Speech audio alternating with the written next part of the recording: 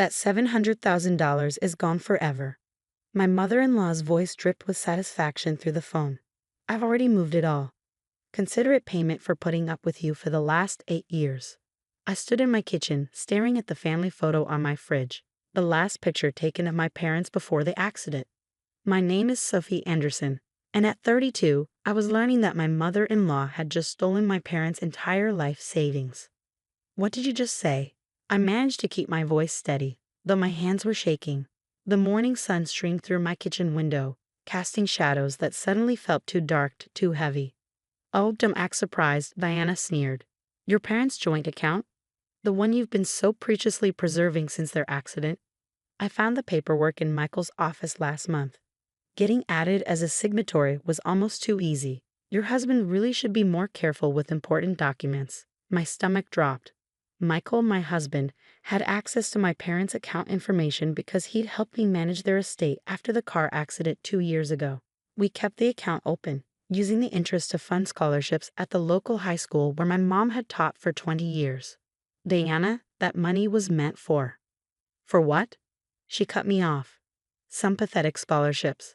Please, my investment opportunity is much more worthwhile. Besides, you're not even their real daughter. They adopted you, remember? That money should go to a real family member. The adoption card. Of course she'd play that. Diana had never accepted me even after 8 years of marriage to her precious son. To her, I would always be the orphan who got lucky twice. First with my adoptive parents, then with marrying into her prestigious family. Where's Michael? I asked, my mind already racing through possible solutions. Put him on the phone. Hawaii. Diana laughed. On that business trip you thought he was taking to Seattle. He's been seeing someone more suitable for the past 6 months. I just thought you should know everything at once. Consider it my gift to you, the truth. The room spun slightly. Michael was in Hawaii? With someone else? I gripped the kitchen counter, my knuckles turning white. You're lying. Check his credit card statements if you don't believe me, though I suppose money might be tight for you now. Her laugh felt like acid in my ears. I have to go. My yoga instructor is here. Don't bother trying anything. The money's already been moved through several accounts. You'll never see it again. The line went dead. I stood there for a moment, letting the magnitude of what had just happened wash over me. Then, something shifted inside. A clarity I hadn't felt since my parents' accident settled over me. Diana had no idea what she'd just done, or who she was dealing with. I walked to my home office, my heels clicking against the hardwood floors with purpose. Opening my laptop, I pulled up my emails from 6 months ago. There it was, the correspondence with Mr. Patterson, my parents' longtime financial advisor. Diana wasn't the only one who'd been making moves with the account. Harrison and Patterson Financial Services, this is Jessica speaking. Hi Jessica, this is Sophie Anderson. I need to speak with James Patterson immediately. It's an emergency. 5 minutes later, Mr. Patterson's familiar voice came through. Sophie, what's wrong? Deanna Williams just called to inform me she's emptied my parents' account. She claimed she was added as a signatory. There was a pause, then what sounded like typing. When did she say this happened? She found the paperwork last month, apparently. I took a deep breath. But that's not possible, is it? Not with what we set up. No, Mr. Patterson's voice was firm. It's not. After you came to me with concerns about unauthorized access attempts 6 months ago, we moved the actual funds to a new secure account. What Deanna accessed was the dummy account we left as a precaution. The real money is safe, Sophie. Relief flitted through me, quickly followed by a grim satisfaction. And everything was logged. Every attempt, every transfer, every call she made to the bank. The fraud department has been monitoring since the first red flag. Would you like me to contact them now? I thought about Diana, probably sitting in her luxury apartment, feeling smug about what she'd just done. About Michael, apparently in Hawaii with someone else, having no idea what his mother had just set in motion. Yes, I said, my voice steady. And please send me copies of everything. All the documentation, all the attempts, everything. It's time Diana learned what happens when you mess with the wrong family. I'll have it all to you within the hour. And Sophie, Mr. Patterson paused. Your parents would be proud of how you're handling this. After hanging up, I sat at my desk, opening a new folder on my laptop. Years of working in cybersecurity had taught me the importance of documentation, of always being one step ahead. Diana thought she was dealing with a quiet, accommodating daughter-in-law who always kept the peace at family gatherings. She had no idea that I'd been watching, waiting, documenting every subtle threat, every attempted manipulation. My phone buzzed. A text from Diana. "Don't bother calling Michael. He won't believe you anyway. He knows what kind of person you really are." I smiled, thinking of the detailed records Mr. Patterson would be sending over. Diana was right about one thing. Michael would soon know exactly what kind of person I was. And his mother was about to learn that the daughter of Claire and Thomas Anderson, adopted or not, was nobody's victim. Opening my email, I saw Mr. Patterson's files already arriving. Each document was another nail in Diana's coffin. Attempted access logs, recorded phone calls, forged signature attempts. She hadn't just tried to steal from me, she'd left a trail of evidence that would destroy her carefully curated image of respectability. I thought about my parents, about their belief in education, in giving back to the community. The scholarships their money funded weren't just about helping students, they were about continuing their legacy of making a difference in people's lives. Diana hadn't just attempted to steal money, she tried to erase their impact on the world. As I began organizing the evidence, my phone buzzed again. This time it was an email from the bank's fraud department, requesting an immediate meeting. Perfect. Looking at my parents' photo on my desk, I felt a sense of calm purpose. Diana thought she'd won, thought she'd finally put me in my place. She had no idea what was coming. The bank's fraud investigation team didn't waste any time. Within 3 hours of Diana's gloating phone call, I sat in a sleek conference room at First National Bank, facing 2 investigators and the bank's legal counsel. The evidence spread across the table told a story that even I hadn't fully appreciated until now. Mrs. Anderson, Sarah Chen, the lead investigator, gestured to the documents before us. "What we're seeing here isn't just attempted theft. Your mother-in-law created an elaborate scheme involving multiple forged documents, falsified identifications, and attempted wire transfers to offshore accounts." I nodded, taking in the scope of Diana's deception. "When did it start?" "Our records show the first attempt was made approximately 8 months ago," Sarah replied, pulling out a timeline. "She tried to add herself as a signatory using what appears to be your husband's forged signature. When that failed, she attempted multiple times using different approaches." The legal counsel, Mr. Rodriguez, cleared his throat. "What's particularly concerning is the level of premeditation. Mrs. Williams made calls to several bank branches, each time presenting herself differently, sometimes as your family's financial advisor, other times claiming to be acting on your behalf. As they walked me through the evidence, my phone kept buzzing with texts from Diana, each one more smug than the last. "Hope you're not too upset about the money. Maybe this will teach you to know your place. Michael always said you were too attached to your adopted parents' things. Don't worry, I'll make sure the money stays in the real family." I silenced my phone, focusing instead on the task at hand. "What are our next steps?" Sarah leaned forward, her expression serious. "We've already frozen all associated accounts and flagged Mrs. Williams in the banking system. The next step is filing formal charges. Are you prepared to move forward with that?"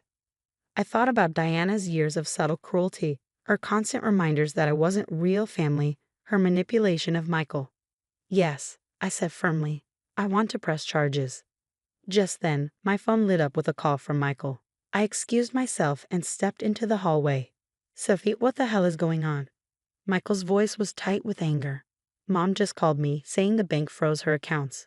"What did you do?" I closed my eyes, steadying myself. "Where are you, Michael?" "What do you mean?" "I'm in Seattle for." "Stop lying," I cut him off. "I know you're in Hawaii. I know about the affair, and I know what your mother tried to do." There was a long pause. "Sophie, listen." "No, you listen. Your mother tried to steal $700,000 from my parents' memorial scholarship fund. She forged documents, created fake IDs, and attempted multiple fraudulent transfers. Everything was documented. Everything was recorded. So before you defend her, you might want to see the evidence for yourself. She was just trying to what? Help you hide money for your divorce plans? Create a nest egg for you and your girlfriend? The bank has everything, Michael. Every attempt, every call, every forged signature, including yours." Another pause, longer this time. When he spoke again, his voice was different. What do you want? I want you to come home and face what you've both done. The bank's fraud department and their legal team are involved now. This isn't going away. After hanging up, I returned to the conference room where Sarah and Mr. Rodriguez were reviewing additional documents. Mrs. Anderson, Mr. Rodriguez said, we found something else. It appears Mrs. Williams has a history of similar attempts at other banks. This isn't her first time trying something like this. Of course it wasn't. Diana had always lived beyond her means, always had some new investment scheme or business opportunity. I'd never imagined she'd go this far, though. My phone buzzed again. Another text from Diana. Michael will never believe you over his own mother. You're nothing but an orphan playing house. I showed the message to Sarah, who added it to their growing file of evidence. This will help establish pattern and intent, she explained. Her communications show clear premeditation. As we continued through the documentation, a bank security officer entered with new information. They tracked the attempts Diana had made to move the money she thought she'd stolen, multiple transfer requests to accounts in the Cayman Islands and Singapore. If she had accessed the real account instead of the dummy one, Sarah explained, the money would have been nearly impossible to recover. I thought about how close Diana had come to destroying my parents' legacy, all while believing she was entitled to do so. The scholarships that money funded had already helped dozens of students attend college. My mom had always said education was the greatest gift you could give someone. Even after her death, she was still changing lives. We're ready to proceed with formal charges, Mr. Rodriguez announced. Given the amount involved and the extensive evidence of fraud, Mrs. Williams is looking at serious criminal charges. Just then, my phone rang again. This time it was Diana. I put it on speaker. You ungrateful little nobody, she hissed. How dare you involve the bank? Do you know who I am in this community? Actually, Diana, I do know who you are. So does the bank's fraud department, their legal team, and soon, the police. Would you like to know what they found? You're bluffing, but her voice wavered slightly. Multiple forged documents, fake IDs, recorded phone calls where you impersonated bank officials. Oh, and evidence of similar attempts at other banks. Did you really think no one was watching? I was just trying to steal from my dead parents' memorial fund, trying to erase their legacy because you never thought I deserved to be part of your family. You've made that clear for 8 years, Diana, but this time you went too far. There was a long silence. When Diana spoke again, her voice was different, desperate. We can work something out. I'll tell Michael to come home. We can talk about this as a family. Family? I cut her off. You've spent 8 years telling me I'm not family. Now you get to face the consequences of your actions, just like anyone else. I ended the call, looking up to find Sarah and Mr. Rodriguez watching with professional approval. The police will want to speak with her today, Sarah said. Would you like to be present when they do? I thought about Diana's face when she realized everything was documented, about Michael somewhere in Hawaii probably scrambling to damage control. I thought about my parents who had taught me that integrity mattered more than status, that family was about love, not blood. Yes, I said, gathering my things. I want to be there. She needs to understand exactly what she tried to destroy. As we left the conference room, I felt lighter somehow. Diana had tried to take everything from me, thinking I was powerless to stop her. Instead, she'd given me the opportunity to stand up not just for myself, but for everything my parents had believed in.